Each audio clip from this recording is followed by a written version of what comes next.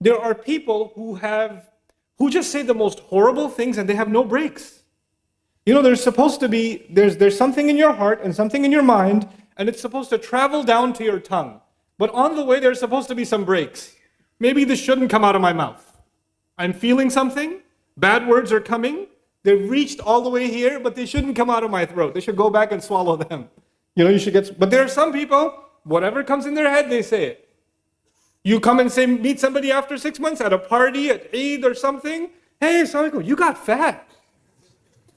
In front of everybody. This guy.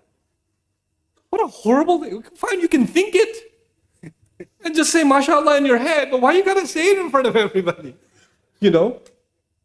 Hey, so you dropped out of school a few years ago. You're still not graduated? Still a dropout? They say things to you like that and it upsets you. What do you do in those situations? Allah Azza wa Jalla says, and this is part of your humility and mine. This is how Allah will check our humility. People will come and say and do the most offensive things. And by the way, a lot of times those are the people that are the closest to us. Which means you get thrown in that situation over and over and over and over again. Like, how do you get out of it? Allah says, إِذَا خَاطَبَهُمُ الْجَاهِلُونَ قَالُوا سَلَامًا. This means a couple of things. I'll just share a few of these lessons here. When this happens, your immediate response should be peace. قَالُوا سَلَامًا could also mean farewell. They say, peace, I don't want any more of this conversation. I'm going to leave you in a dignified fashion. Oh, wait, I think I have an appointment. And you could say in your head the rest of it, with Allah, to make dua. But you don't have to let them know. Just say, I have an appointment, and just get out of there. Because you can't handle it. In other words, they walk away from it in a dignified fashion. That's one meaning. When obnoxious people come to you, find a way of, what Quran will later in the surah say, marru kiraman, they pass by it in a dignified fashion. Another is when people are coming and there are some people who try to say things to get you angry. They actually enjoy doing that. They'll say things just to provoke you. And some of them know exactly what to say because they've been in conversation with you before and they know what sets you off, so they know exactly what buttons to press and get under your skin. And you're sitting there, not this time, not this time, not this time, and then you're the Incredible Hulk and everything's going to be destroyed. And when that happens, you need to diffuse it before, listen, I don't want to be in, you can actually speak up and say something that declares, look, I don't want this conflict. I want this conflict. Let's have a peaceful dinner. Let's not talk about that today. And insist on it. This can also be qalu salaman. I don't mean to fight with you. I just rather have this conversation and not let it go down an ugly path.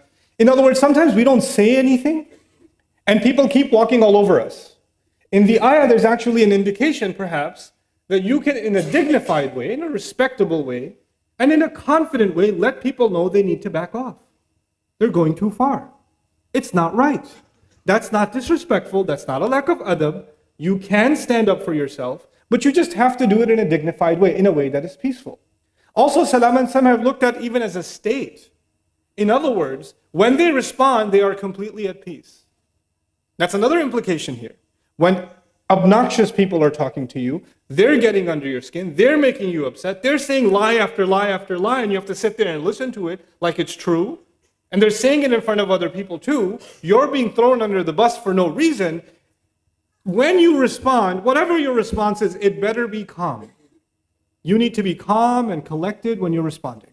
This is qalu salaman. And to Allah, people who can accomplish that in life, special to Him.